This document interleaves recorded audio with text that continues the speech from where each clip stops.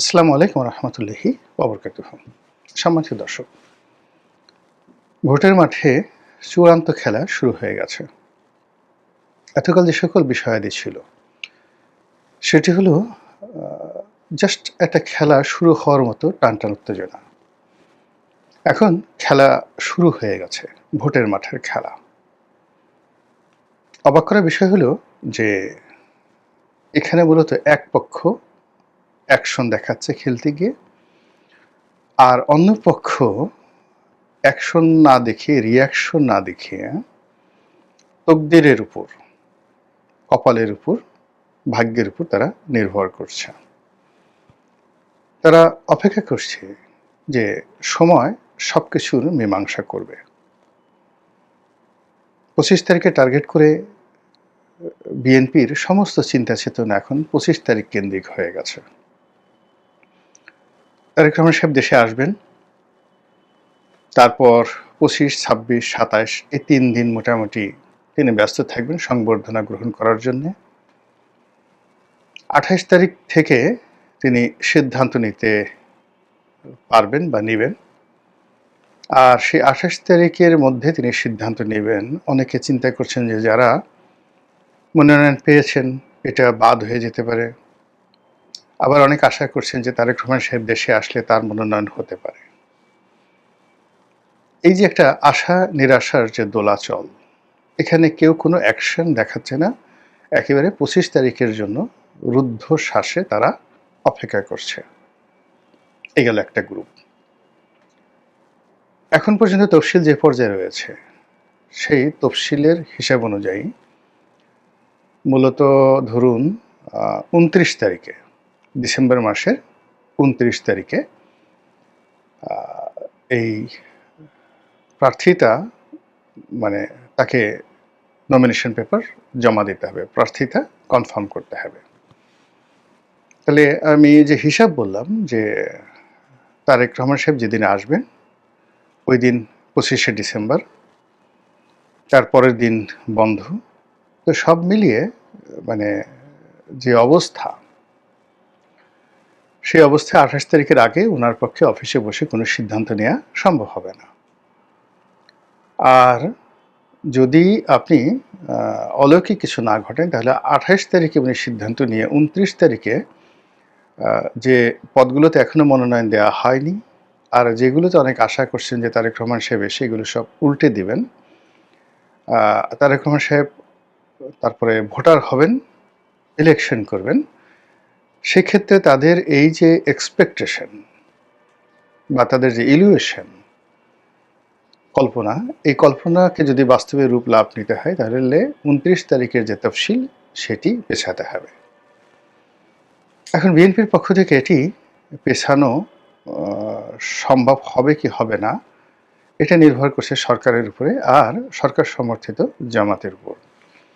জামাত যদি দেখে যে এই কর্ম করলে, অর্থাৎ যদি তফসিলটা না পেছানো হয় তাহলে বিএনপির মারাত্মক ক্ষতি হবে, তাহলে আপনি ধরে নিন তফসিল পেছানো হবে না। বিএনপিকে তফসিল পেছানোর জন্য আন্দোলন করতে হবে এবং এটা মানে বিএনপির জন্য একটা আত্মঘাতী সিদ্ধান্ত। তখন সবাই বলার চেষ্টা করবে যে আমরা তো তফসিল দিয়েছি তারেক রহমান সাহেবের কথা মতোই, আর এখন যেহেতু তারা পেছাতে চাচ্ছেন তো কাজেই আমরা এখন পেছাবো ৬ মাস। ৬ মাসের আগে পেছানো সম্ভব না। এর কারণ হলো এরপরই চলে আসবে পবিত্র ঈদুল ফিতর, কিছুদিন পরে ঈদুল আজহা, এরপর বর্ষাকাল, তারপরে শীতকাল না আসলে তো আমাদের দেশে নির্বাচন জমে না। বোঝার চেষ্টা করুন। তাহলে চিন্তা করুন অ্যাকশন, রিয়াকশন এবং যাকে বলা হয় ইলিউশন নিয়ে আমাদের যে ইলেকশন কমিশন, বিএনপি এবং জামাত এবং সরকারের মধ্যে কি ধরনের রসায়ন চলছে, জাস্ট আমি একটা ছোট্ট উদাহরণ দিলাম। দ্বিতীয় যে উদাহরণ সেটি হলো বেগম জিয়ার শারীরিক অবস্থা। তো তিনি এখন আইসিইউতে আছেন এবং ওসমান হাদির আহত হওয়ার পর থেকে সমস্ত মিডিয়া থেকে বেগম জিয়ার যে খবরাখবর সেটা ব্ল্যাক আউট হয়ে গেছে। আগে যেভাবে তার শারীরিক অবস্থা জানানোর বাধ্যবাধকতা ছিল, ঠিক সেই জিনিসটি আমি এই ওসমান হাদির ঘটনার পরে একটা দিনও দেখিনি। ২ নম্বর হলো যে মানুষ স্বভাবতই ভুলে যায়। আর মানুষের আবেগ যেখানে খুব প্রবল হয়, সেখানে বিবেক ধীরে, ধীরে কমতে থাকে। এখন এই বেগম জিয়া, একই বেগম জিয়া উনি যখন গৃহবধূ ছিলেন, তখন তাকে কেন্দ্র করে মানুষের এক ধরনের আবেগ ছিল। তিনি যখন বিরোধী দলীয় নেত্রী ছিলেন, এক ধরনের আবেগ, প্রধানমন্ত্রী আরেক ধরনের আবেগ। তিনি যখন জেলে গেলেন তখন আরেক ধরনের আবেগ। আবার তিনি এই সময়টিতে বিএনপির সুসময়ে এখন যে ধরনের কথাবার্তা, ইতিবাচক কথাবার্তা তার সম্পর্কে বলা হচ্ছে, এটাও একটা বিরাট আবেগ। আর এই যে বেগম জিয়াকে নিয়ে বিএনপির যারা লোকজন রয়েছেন তারা যে কথা বলছেন তাকে মানে আওয়ামী লীগ যেভাবে বঙ্গবন্ধুকে সার্বজনীন নেতা বানানোর চেষ্টা করছে এবং শেষমেশ ফেল করেছে।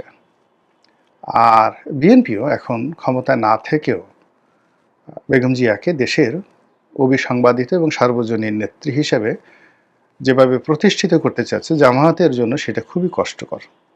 এই কারণে জামায়াতের যে অহংকারের অলংকার, যে সকল নেতৃবৃন্দ, তারা সবাই এখন মরে যাওয়ার পরেও তাদেরকে লাঞ্ছিত করা হচ্ছে।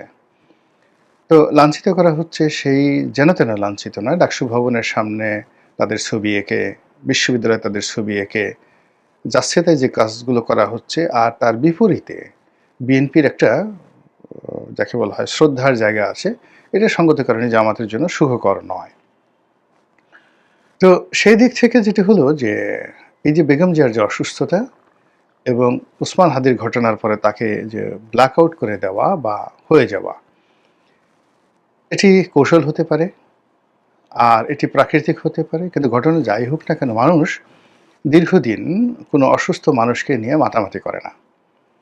এমনকি নিজের বাবা মা দীর্ঘদিন যদি বিছানায় থাকেন, শয্যাশায়ী থাকেন, অনেক সন্তান বলেন যে আল্লাহ তুমি এই যে কষ্ট দিচ্ছ এর সাথে তাকে উঠিয়ে নিয়ে যাও।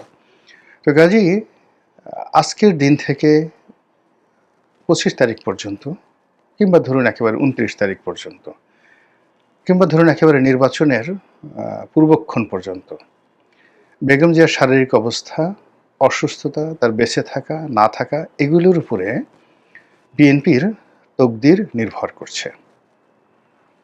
আর এই বিষয়টি এতটা সেন্সিটিভ, এই বিষয় নিয়ে আমি আর কথা বলতে চাচ্ছি না। গেল দুটো। অন্যদিকে যেটা হলো যে বিএনপির বিরুদ্ধে যে পক্ষ, তারা যে অ্যাকশনগুলো দেখাচ্ছে, সেই অ্যাকশনগুলো কিন্তু মানে রীতিমতো সারা বাংলাদেশকে তোলপাড় করছে।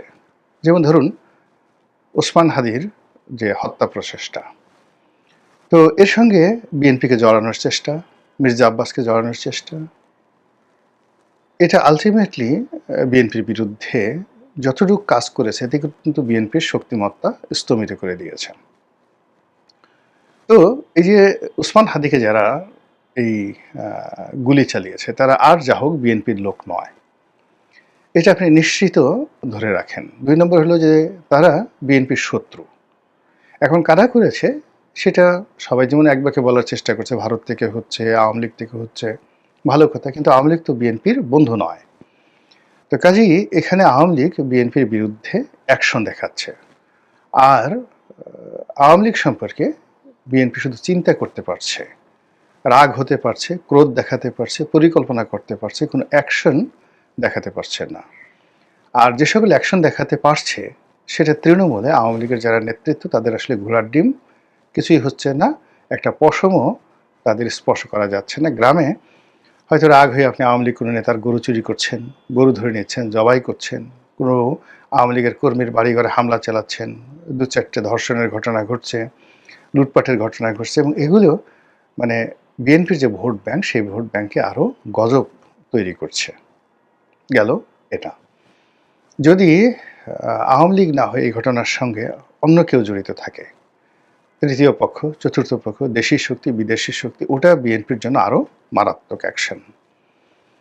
তো এই অ্যাকশনের পরে আপনি ধরুন এই যে একটা বিজয় দিবস গেল, এই বিজয় দিবসে বিএনপির যারা প্রতিপক্ষ, তারা যে অ্যাকশনগুলো দেখিয়েছে, সেই অ্যাকশনের অ্যাগেনস্টে বিএনপি রীতিমতো বেকুব হয়ে গেছে। বিএনপির বড় বড় নেতারা যেভাবে অসহায় বোধ করেছে, এই 16ই ডিসেম্বর তারিখে। এবং কার্যত বিএনপি মানে এই তোষর নীতি, মানে এখন সবকিছু তারা ভালোয় ভালোয়, নরমে নরমে তারা করতে চাচ্ছে। তারা একবার বলতে পারেনি যে কেন কুচকাওয়াজ হলো না। তারা এই অনুষ্ঠানে সদলবলে বঙ্গভবনে যেতে পারেনি, রাষ্ট্রপতির পাশে তারা দাঁড়াতে পারেনি, এমনকি সেনাপ্রধানের পাশে তারা দাঁড়াতে পারেনি, অথবা ডক্টর মোহাম্মদ ইউনূসের পক্ষে দাঁড়াতে পারেনি। তারা অনেকটা কুলহারা রমণীর মতো হয়ে গেছে। তারা এনসিপির সঙ্গে যেতে পারছে না, জামাতের সঙ্গে যেতে পারছে না, আর একা একা জোরে জোরে হাত পিত্তেশও করতে পারছে না। অ্যাকচুয়ালি হোয়াট ইজ হ্যাপেনিং, কি ঘটছে বিএনপির মধ্যে, এটা নিয়ে আপনাকে কল্পনা করতে হবে। আপনি তাদের কোনো অ্যাকশন বা রিয়াকশন দেখতে পারছেন না, আর প্রতিপক্ষ এখানে রীতিমতো অ্যাকশন দেখাচ্ছে। এরপরে যেটি সেটি হলো বিএনপির শীর্ষ অনেকগুলো নেতৃবৃন্দ রয়েছেন, তাদেরকে টার্গেট করা হচ্ছে। টার্গেট বলতে হাদির মতো কোনো টার্গেট নয়, কিন্তু হাদির মতো টার্গেট হতে পারে এই ভয় বিএনপির অনেক নেতার মধ্যে যে ঢুকে গেছে, এতে কোনো সন্দেহ নাই। ইতিমধ্যে বিএনপির একজন প্রার্থী নির্বাচনের প্রতিযোগিতা থেকে নিজেকে প্রত্যাহার করে নিয়েছেন, আর আরও অনেকে নির্বাচনী এলাকায় যাওয়া বন্ধ করে দিয়েছেন, অনেকে রাত বিরেতে চলা বন্ধ করে দিয়েছেন। কিছু লোক আমরা ফেসবুকে দেখতে পাচ্ছি একেবারে মানে তাদের মুখে হাসি নেই, সবাই নেতা আসবেন 25 তারিখ পর্যন্ত অপেক্ষা করছে। তো এটা একটা অ্যাকশন, প্রতিপক্ষের অ্যাকশন, সেই অ্যাকশনে একটা আতঙ্ক তৈরি হয়ে গেছে। 2 নম্বর হলো যে ধরনের সাইবার যুদ্ধ বিএনপি নেতাদের বিরুদ্ধে করা হচ্ছে, অনেকের দ্বারা আক্রান্ত হয়েছেন, অনেকে মেজাজ হারিয়ে ফেলছেন। বিশেষ করে মির্জা আব্বাস সাহেব তো সিরিয়াস মেজাজ হারিয়ে ফেলেছেন। তো মির্জা আব্বাসের মতো আরও অনেকে, মির্জা ফখরুল সাহেব মেজাজ হারিয়ে ফেলেছেন, বিএনপির অনেক যারা নেতাকর্মী রয়েছেন তারাও মেজাজ হারিয়ে ফেলেছেন, অনেকে কথা বলতে চাচ্ছেন না, টেলিভিশন টকশোগুলোতেও ঠিক তাদের সেই উপস্থিতি দেখা যাচ্ছে না। তাদের যারা প্রতিপক্ষ তারা একতরফা গিয়ে সেখানে যেই ন্যারেটিভগুলো তৈরি করছেন, সেই ন্যারেটিভে বিএনপি সারা শরীর মানে জ্বলে যাচ্ছে। তো এই যে মির্জা আব্বাস সাহেবের মতো, মির্জা ফখরুল সাহেব, গয়েশ্বর বাবু, সালাউদ্দিন সাহেব তো রীতিমতো নির্বাসনে গেছেন, গত সেই 10-12 দিন ধরে তার কোনো বক্তব্য শোনা যাচ্ছে না। তারপর আপনার সেই আমির খসরু মাহমুদ চৌধুরী সাহেব, তারপর ইকবাল মাহমুদ টুকু সাহেব, অন্যান্য যারা সিনিয়র নেতৃবৃন্দ আছেন, ডক্টর মঈন খান, ওনাদের কারোরই বক্তব্য শোনা যাচ্ছে না। অথচ তারা যে কথা জানেন, বক্তব্য জানেন, আওয়ামী লীগ জামানাতেও কিন্তু তারা মানে শেখ হাসিনার মসনদ কাঁপিয়ে দিতেন বিভিন্ন রকম কথাবার্তা বলে। তারা ভয় মানে এই যে সবাই বলে, কিন্তু শেখ হাসিনার জামানাতে এই যে জেলে ঢুকানো হলো, জেল থেকে বের হয়ে তারা এমন একটা বক্তব্য দিতেন শেখ হাসিনার সম্পর্কে। কিন্তু এখন কি একটা অজানা আশঙ্কা, তারা মুক্তিযুদ্ধ নিয়ে কথা বলতে পারছেন না, গোলাম আজম সাহেবকে নিয়ে কথা বলতে পারছেন না, ডাকসু নিয়ে কথা বলতে পারছেন না, ডক্টর ইউনূসের নাম নিতে গিয়ে তাদের অজু করতে হচ্ছে রীতিমতো। তা এই যে একটা অবস্থা, যে পাক পবিত্র অজু করতে হচ্ছে, দাঁত মাজতে হচ্ছে, ভালো পোশাক আশাক পরতে হচ্ছে, যেন কোনো অবস্থাতেই বিএনপি নেতাদের কোনো বক্তব্য দ্বারা ডক্টর মোহাম্মদ ইউনূস কষ্ট না পান। তো এই যে একটা মানসিক চাপ, ভীষণ রকম একটা মানসিক চাপ, এটার যে রসায়ন, সেই রসায়নে বিএনপি আপনি নুয়ে পড়ছে। এটা ফলভারে নয়, আপনি নুয়ে পড়েছে। এখন সব নুয়ে পড়া, যেটিকে বলা হয় মুতাওয়াজ্জু।